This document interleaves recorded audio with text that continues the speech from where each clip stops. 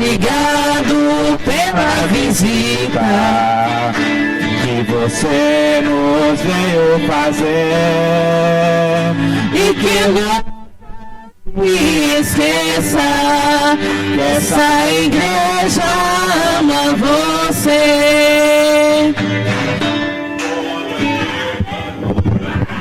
Glória a Deus. Aleluia. Se coloque em pé, em nome de Jesus, amém? Se coloque em pé, vamos estar orando nesse momento, amém? Tendo as suas mãos para cá em nome de Jesus, amém? Soberano Deus, desde o momento, Pai, que entramos neste lugar nesta noite, Senhor, Tu já tem falado conosco, Pai, através do louvor, através da Tua palavra, Senhor. E este é o momento, Deus querido, Pai, que vamos ouvir um pouco mais de Ti, Senhor. Que através da Pai do Teu Filho, Senhor, que Ele seja nesta noite um canal de bênção para nossas vidas, Senhor. Deus querido, Pai, que seja Tuas palavras sobre a boca dele, Senhor. Não aquilo que nós queremos ouvir, mas aquilo que o Senhor quer falar conosco, meu Pai. Usa, Pai, do Teu querer, da Tua vontade, Senhor. Porque nós te pedimos e agradecemos para a glória do Teu santo nome, Senhor. Porque, o Pai, eu creio que nesta noite o Senhor já tem operado. Eu creio que nesta noite o Senhor já tem feito maravilha, vai continuar fazendo. Através da vida do Teu Filho, Senhor. Ele está nas Tuas mãos, ó Pai. Em Teu nome te pedimos e te agradecemos. No nome de Jesus. Amém. Aplauda o Senhor nesta hora, amém? Aplauda o Senhor.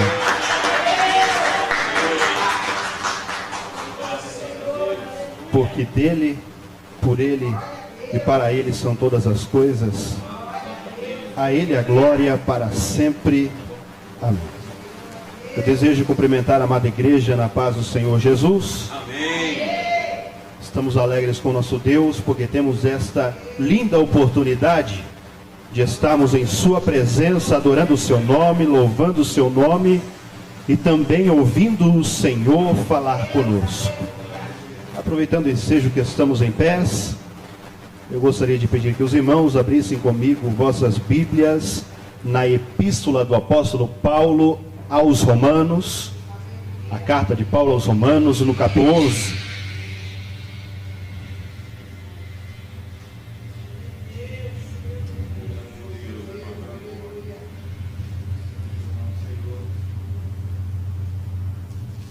Os versículos são do versículo 17 até o versículo 24.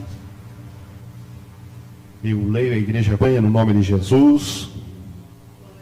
Há diferentes versões, mas o dizer é o mesmo. Romanos, capítulo 11, versículo 17 ao 24.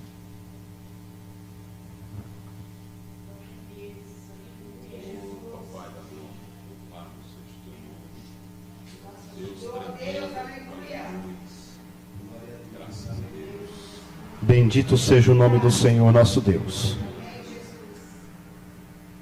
Se alguns ramos foram quebrados, e tu, sendo oliveira brava, foste enxertado no lugar deles, e feito participante da raiz e da seiva da oliveira, não te glories contra os ramos.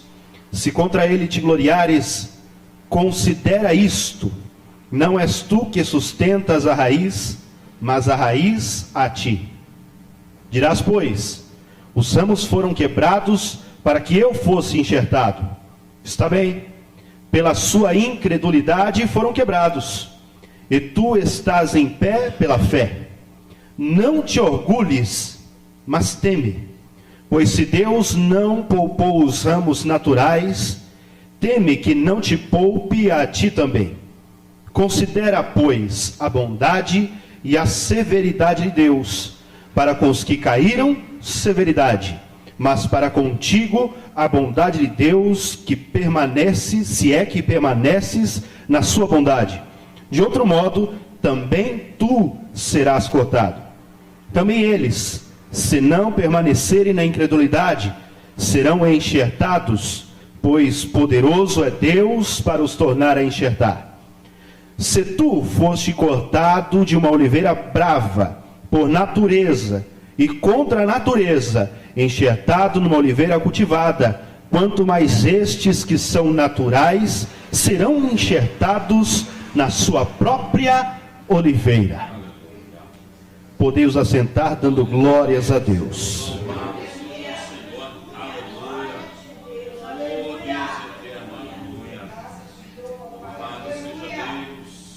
Esse texto é uma comparação de Paulo a respeito daqueles que são chamados Israel natural contra o Israel espiritual de Deus, que é a igreja. Aleluia. Nessa passagem em particular, nós encontramos o apóstolo fazendo uma comparação de um processo chamado enxertia ou enxerto. Quando eu era menino, eu tenho em minha memória o que eu gostava bastante. Eu era muito pequeno, tinha cerca de 5, 6 anos de idade, e meus pais me levavam muitas vezes a um sítio. Eu não me lembro exatamente quem era o dono deste lugar ou quem morava neste lugar, mas eu me lembro porque eu gostava desse ambiente de terra, desse ambiente de planta, de árvore. Até hoje, irmão, meu sonho é quando eu me aposentar, eu ir para uma chácara, para um lugar assim, no meio do mato, porque eu amo. E uma das coisas que eu me lembro bem deste tempo de infância é que eu vi aquele irmão, porque era um irmão da igreja, isso eu me lembro bem, ele apanhar uma árvore ali, no meio de tantas árvores, que era um pomar, agora eu sei o que era. Ele fazia como se fosse um corte bem profundo nessa árvore, arrancando uma parte dessa árvore, e ele colocava um outro galho, e eu não me lembro se era com um plástico ou qualquer coisa do tipo. Ele amarrava este galho nesta árvore, mas eu vim entender que aquilo lá era um galho de laranja-lima, e que ele havia feito um enxerto de laranja-lima num pé de limão. Isto é algo comum, é comum, isso é feito com flores, isso é feito com frutos de diversas espécies, o processo de enxerto. Mas existe, pastor, uma regra no enxerto para ele valer. É o seguinte: o cavalo, que é como se chama a planta que receberá o galho, ele é geralmente de uma espécie inferior ao galho que será colocado nele. Por exemplo, eu pego então um limoeiro Agreste e coloco laranja-lima, que tem muito mais valor, muito mais gostoso. Concorda comigo? Melhor laranja-lima do que o limão. Então se faz assim: pega-se algo que tem um valor muito baixo e você agrega isso a algo que lhe traga um bom valor. Existem várias espécies de enxerto, mas o mais comum, o mais usual é o quê? Você corta a árvore, faz como se fosse uma cunha nela e coloca sobre aquela cunha, aquela entrada, a árvore que você quer, a árvore que você gosta, a árvore que te traga algum benefício naquela árvore que é ruim, que não te traz nada. Isso é a regra básica. É básico. Mas o que Paulo está ilustrando aqui foge à regra. Não tem sentido. Porque ele diz que a oliveira boa, ela teve os seus ramos cortados, arrancados. E no lugar destes ramos de oliveira boa, foi ali enxertado, inserido, ramos de uma oliveira brava.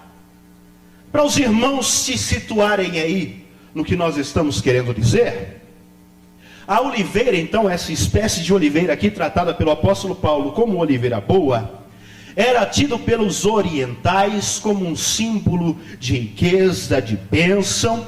Era uma oliveira que ela produzia frutos bons, ela tinha muita carne, a azeitona que saía dela, né? Se diz que ela tinha muita carne de azeitona, ela era uma fruta grande.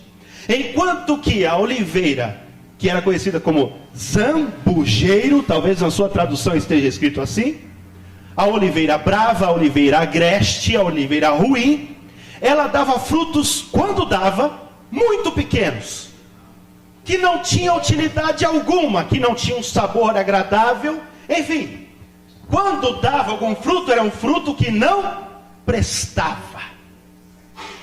E olha só que interessante, disse que alguém, provavelmente um louco, provavelmente alguém que não entende nada de enxerto, pegou esses galhos de uma oliveira brava, de uma oliveira inútil, de uma oliveira que não gerava frutos, ou que quando gerava frutos ruins, e colocou numa oliveira boa.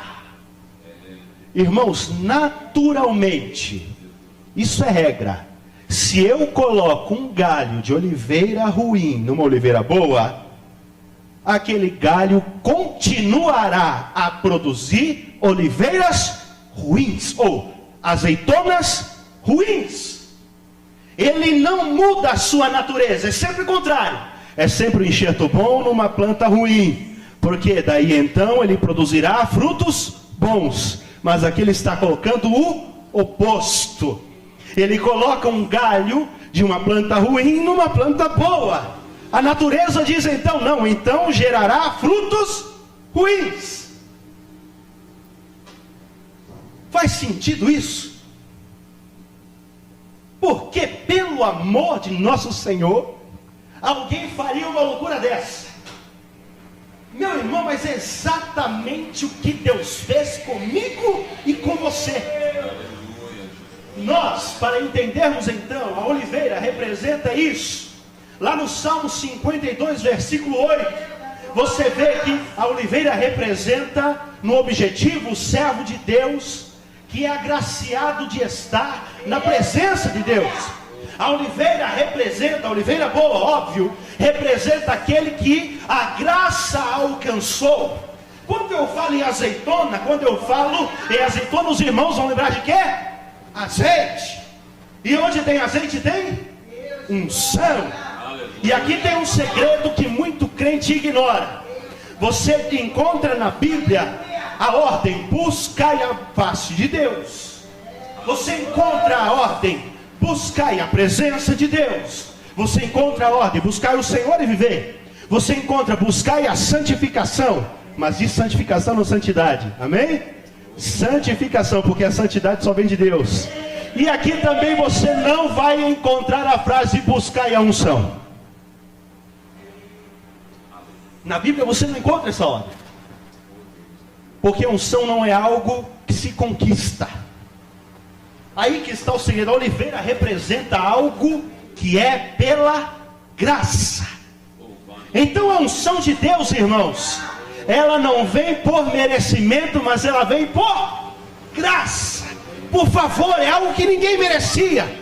Então esta oliveira no particular representa o homem e a mulher que recebeu a Deus em sua vida e que foi transformado por esta presença. E no geral representa, lá em Jeremias capítulo 11, versículo 16, se não me falha a memória, Deus diz que Israel é a sua oliveira. Por quê? Porque Israel era o melhor de todos os povos. Israel era o melhor de todos os povos. Leia Juízes, por gentileza. Leia o livro de Juízes. Leia com atenção a história do povo de Israel no deserto. Era o melhor povo que existia? Leia lá Reis, leia Crônicas, Segunda Crônicas. Você vai encontrar um povo que Deus diz mais tarde em Jeremias, não, um povo de dura cerviz, um povo obstinado, não em fazer o bem, mas em praticar o mal. Nós encontramos então Israel e Deus chamando a Israel de sua oliveira particular, porque isto representa que Israel não foi chamado, não foi escolhido porque era a melhor das nações, porque era o melhor ou os mais santos, mas foram escolhidos porque Deus quis escolher. Por sua graça Ele determinou na eternidade que seria o seu povo, e assim o fez. Então, quando falamos de oliveira, estamos falando de algo que é recebida única